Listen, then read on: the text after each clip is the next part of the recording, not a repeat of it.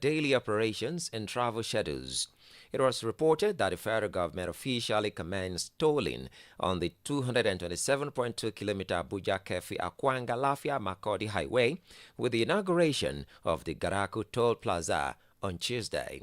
According to a public-private partnership PPP project under the Infrastructure Concession Regulatory Commission, ICRC, the road is part of the government's broader plan to enhance road infrastructure and ensure sustainable maintenance. However, today there was a heavy traffic jam along the route, which has been attributed to the use of POS terminals by the toll gate operators instead of cash transactions.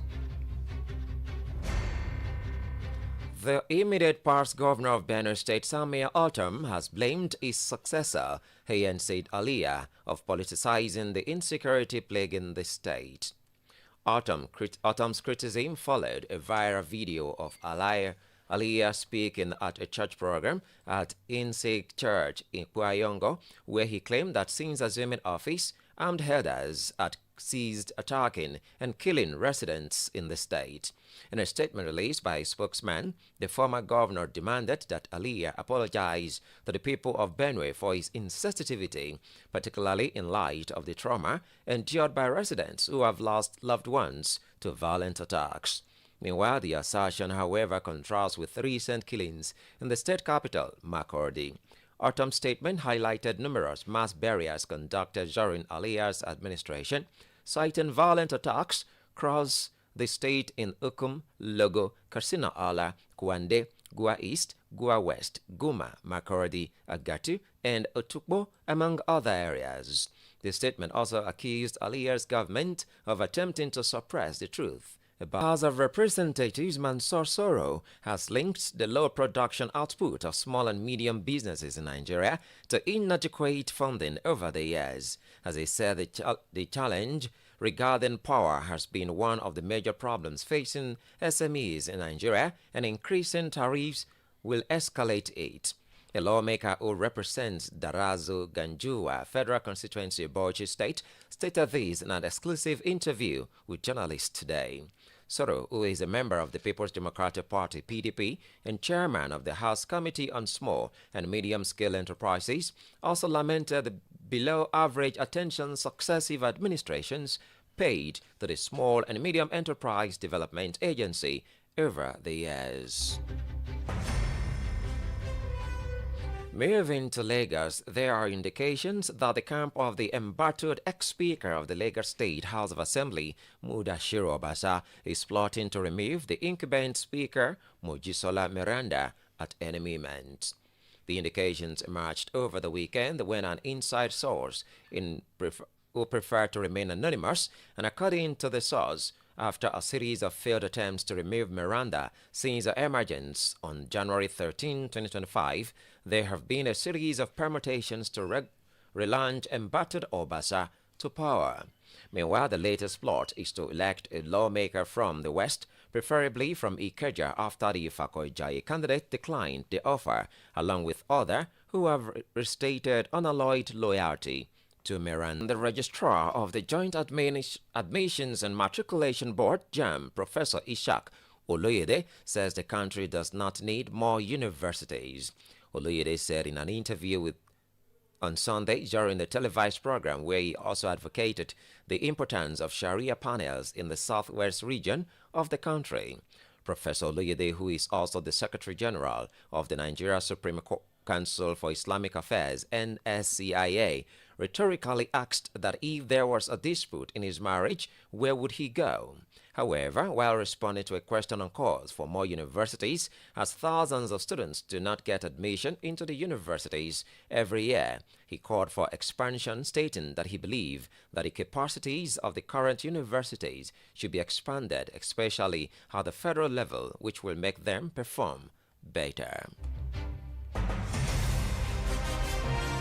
You are listening to News Express on Adamimogo 107.7 FM. Idoekite. Still to come, Ilaje Council of Obas refrain from proposed Ijabu state.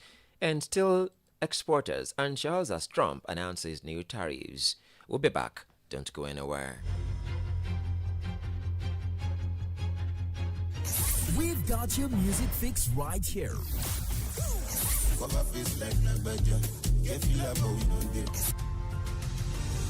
Welcome to Adamimogo 107.7 FM, where professionalism meets excellence. Stay tuned for a broadcast experience crafted with precision. We bring you quality content that sets the standard. Adamimogo 107.7 FM, the voice of the light.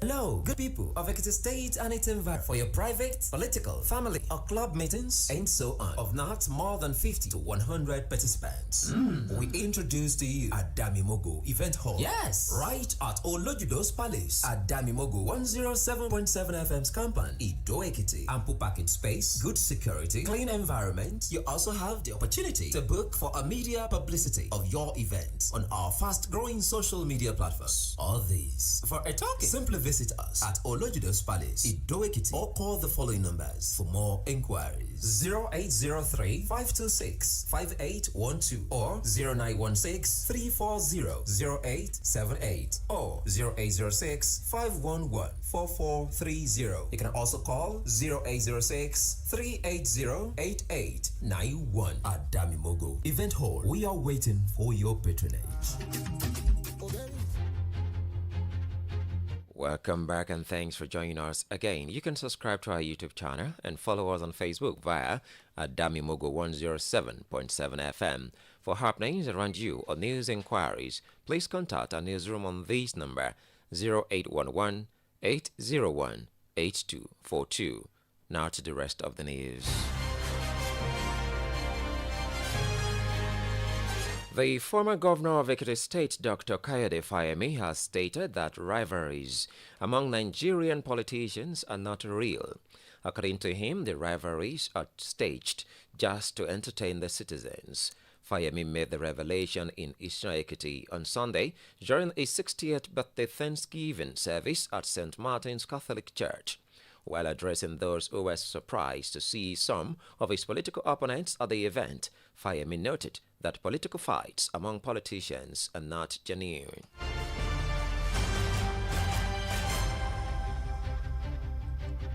In neighboring Ondo State, the Elijah Council of Obas in Elijah local government area of Ondo State has vowed never to be part of the proposed Ijebu State.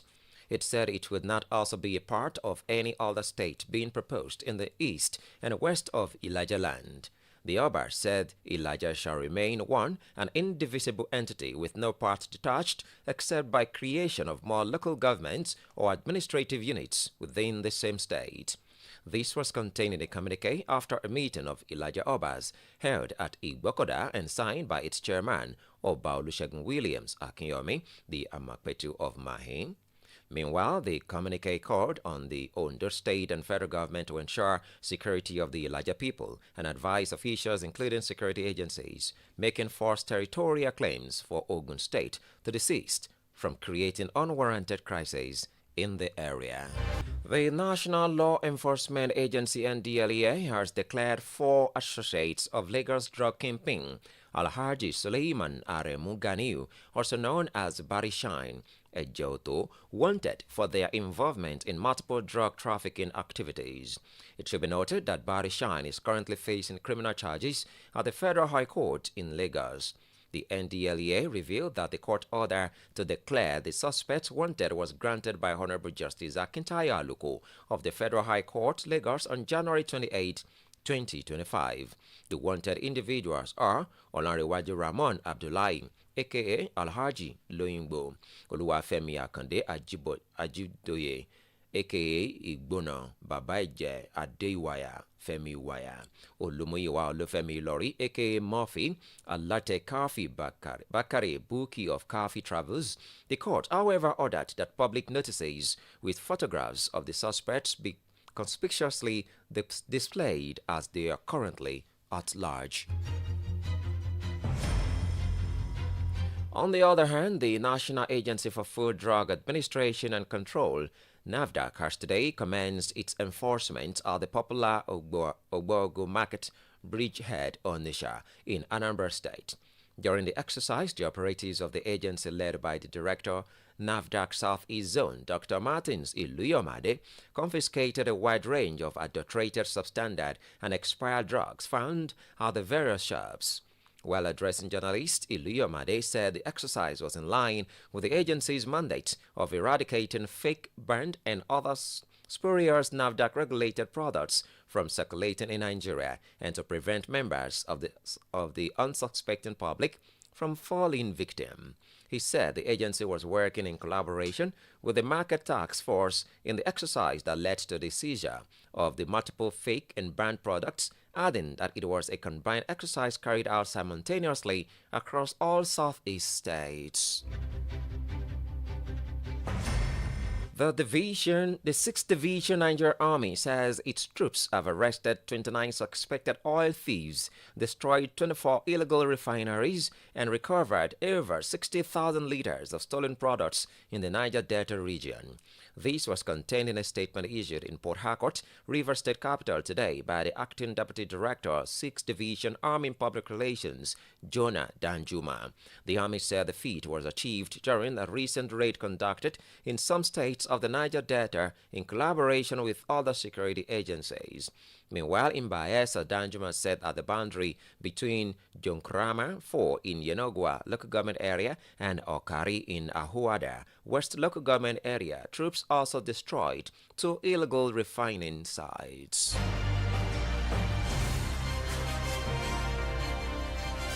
Bauchi State has been thrown into mourning following the death of a journalist, Afsat Adebayo, who is a correspondent with Daily Post.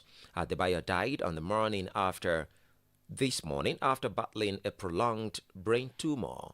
In a statement signed and made available to journalists in the state by his special advisor on media and publicity, Mukhtar Gigado, Governor Mohammed said she played a vital role in shaping public discourse and promoting the ideals of a free and responsible press. Mohammed said her dedication to duty and resilience in the face of challenges will be remembered as an inspiration to colleagues and aspiring journalists. On business news this evening, CBN shift monetary policy meeting to February 18. Joel Ogbue has detail of these and more. Good evening and welcome to Business News. The Central Bank of Nigeria has rescheduled the 299th Monetary Policy Committee meeting earlier slated for February 17th and 18th, 2025. In a statement today, the bank said the meeting will now be held on February 18th and 19th. With a new date confirmed, the statement noted that economic analysts are keenly watching to see if the committee will retain or increase the monetary policy rate in response to prevailing economic conditions. According to reports, the first MPC meeting for 2025 was initially set for January 27th and 28th, but was moved due to delays by the National Bureau of Statistics in releasing the rebased consumer price index data. Recall, this would not be the first time the CBN postponed its MPC meeting under the leadership of Olayemi Cardoso. The CBN in September 2023 postponed a meeting of its MPC as investors and analysts look forward to the move by Cardoso in tackling surging inflation after he was newly appointed. Still on business news, stakeholders have called on the federal government to prioritize easing local pharmaceutical manufacturers' challenges, including a harsh trade and regulatory environment, as it seeks to attract foreign investments into the sector. In a telephone interview, the former president of the Pharmaceutical Society of Nigeria, Olumide Akintayo, stressed that an enabling business environment is crucial for the industry to thrive. His comments came after the Federal Minister of Industry, Trade and Investment, Dr. Jumoke Oduwole, disclosed in a press interview at the World Economic Forum in Davos that she was working with the Minister of Health, Mohammed Pate, to bring an unnamed foreign healthcare manufacturer into Nigeria as a part of efforts to boost pharmaceutical manufacturing. That is all on business news this evening. I am Joel Ubue. Thank you, Joel Ogbue. And on the foreign scene this evening, steel exporters anxious as Trump announces new tariff. Ayomide Surulere is our guide. On foreign scene this evening, Donald Trump has said he would unveil a fresh swath of tariffs this week, including 25% on all steel and aluminium imports. The US president also said he's planning to impose reciprocal tariffs on countries currently taxing US imports, but did not specify which nations would be targeted or if there would be any exceptions. Canada and Mexico are two of the US biggest steel trading partners, and Canada is the biggest supplier of aluminium into the US. Canada warned that the tariffs would have a damaging impact on its economy, while Australia said thousands of American jobs could be lost if Trump pushes ahead with his plans. However, China's foreign ministry has urged the US to correct its erroneous approach and stop politicizing and weaponizing economic and trade issues. Meanwhile, Donald Trump yesterday had told the Treasury to stop producing penny coins, presenting it as an effort to cut down on government spending. Recall the so-called Department of Government Efficiency, a cost-cutting initiative led by billionaire Elon Musk that has helped slash federal spending, highlighted the cost of producing pennies in a post on X in January. Debates about the production cost of pennies are not new in the United States, with several bills having been introduced in Congress that have failed to pass. According to the economics professor Robert Trest of Northeastern University, Trump's order would likely require lawmakers' approval, but Treasury Secretary Scott may be able to simply stop the minting of new pennies. Trump has made cutting the federal budget a prominent part of his new administration, with Musk Doge team being tasked with investigating government spending. However, the legality of some of the administration's efforts, including slashing the U.S. Agency for International Development headcount, has been challenged in court by Democrats and labor unions. And that's all on foreign news. I am Ayomide Suruliri. Good evening. Thank you so much, Ayomide Suruliri. On entertainment this evening, Stefflon Don unfollows Chloe Bailey for dating her ex, Burna Boy.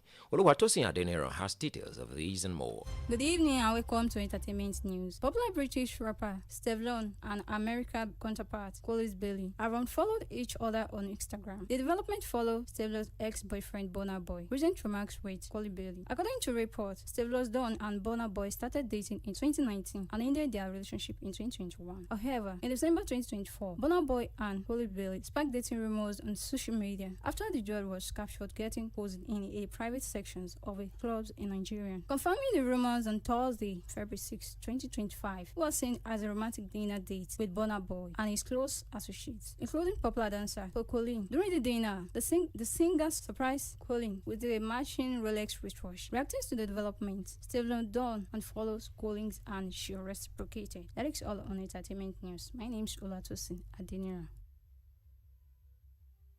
Nothing pressure you. I just want pull up in a Mercedes, and you pull up in a Mercedes. Just for us, show I got Mercedes. Stop this. Let's take to sake your keys. And with that entertainment news, we've come to the end of today's News Express on Adamimogo 107.7 FM, Idoekiti. But before we go, again the highlights. We brought to you that an appeal filed by Rivers State Governor Siminalayi Fubara challenging the leadership of the Rivers State House of Assembly has been dismissed by the Supreme Court in Abuja. We also told you that the Ilaje Council of Obas in Ilaje local government area of Ondo State has vowed never to be part of the proposed Ijebu State, stating that it would not also be part of any other state being proposed in the east and west of Ilaje land. Finally, we told you that U.S. President Donald Trump has revealed plans to impose a 25% tariff on all steel and aluminium imports, a decision that could hit Canada really hard, as the president made the announcement before he left for his resorts in Florida. That's News Express on Adamimogo 107.7 FM, Olojidos Palace, Idoekiti, on behalf of the production crew led by Michael, Jason, Ijasan.